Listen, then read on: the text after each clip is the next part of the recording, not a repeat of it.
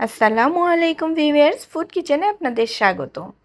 আমি আজকে নিয়ে আসলাম ওয়াটারমেলন কালারের একটা পুডিং, আর এটা আমি করেছি আগার আগার পাউডার দিয়ে।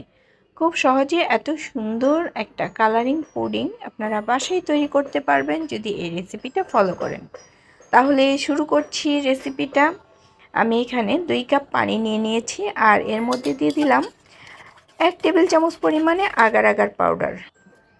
তারপর দিয়ে দিচ্ছি 3 টেবিল চামচ পরিমাণে চিনি।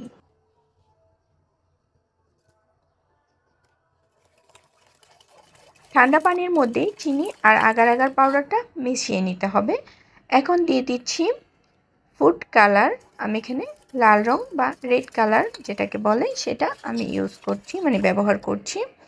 তা রংটাও ভালো করে মিশিয়ে নিলাম। নেওয়ার পরে আমি এখানে চুলা জ্বালিয়ে নিয়েছি, আর চুলার মধ্যে বলক তুলে আসা পর্যন্ত আমি নেড়ে চেড়ে এটা মিলিয়ে নিচ্ছি। এই যে দেখেন, যখন এটা বলক চলে আসবে তখন কিন্তু মানে কালারটা একদম ট্রান্সপারেন্ট হয়ে যাবে, মানে মনে হবে যে এই পার থেকে ওই পার দেখা যায়, এইরকম একটা কালার চলে আসবে। এখন আমি যেই মোল্ডের মধ্যে এটা রেডি করব সেই মোল্ডের মধ্যে ঢেলে নিচ্ছি। ঢেলে নেওয়া হয়ে গেলে আমি ওই পুডিংটা ঠান্ডা হওয়ার জন্য একপাশে রেখে দিলাম।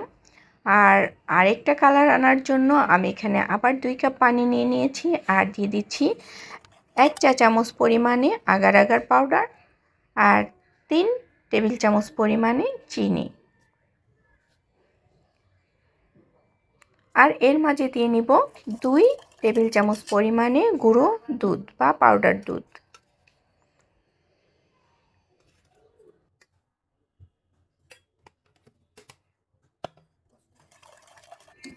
এখন আমি চুলাটা জ্বালিয়ে নিয়ে এটা বলক তুলে আসা পর্যন্ত নেড়েচেড়ে রান্না করে নিচ্ছি।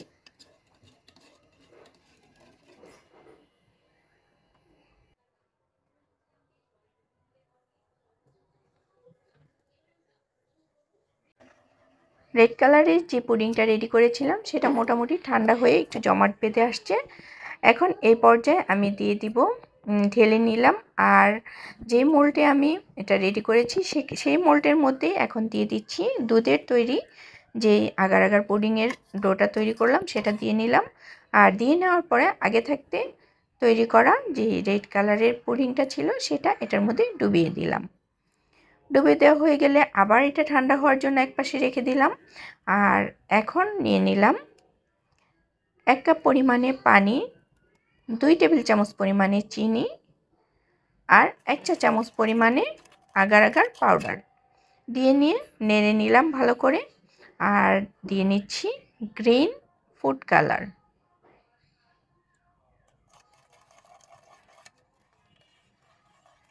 এখন একইভাবে এটা আমি চুলায় বসিয়ে নিব, আর বলক তুলে আসা পর্যন্ত রান্না করে নিব। আগে থাকতে যে পুডিংটা তৈরি করেছি সেটা আবার মোল্ড আউট করে নিচ্ছি। মোল্ড আউট করে নেওয়ার পরে এখন একই মোল্ডে আবার গ্রিন কালারের যে ডোটা তৈরি করলাম সেটা অল্প দিয়ে দিলাম।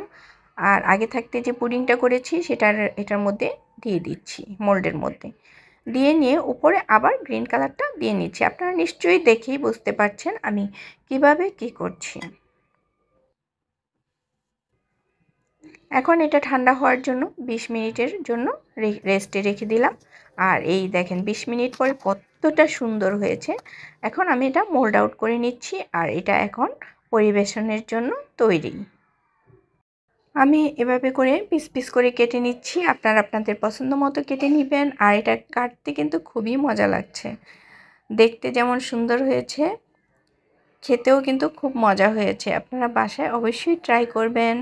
আর আমার রেসিপি ফলো করে যদি আপনারা বানান তাহলে প্লিজ একটা কমেন্ট করবেন। আর রেসিপিটা যদি এতটুকুও ভালো লাগে তাহলে প্লিজ আপনার ফ্রেন্ডস অ্যান্ড ফ্যামিলির সাথে শেয়ার করে রাখবেন। আল্লাহ হাফেজ।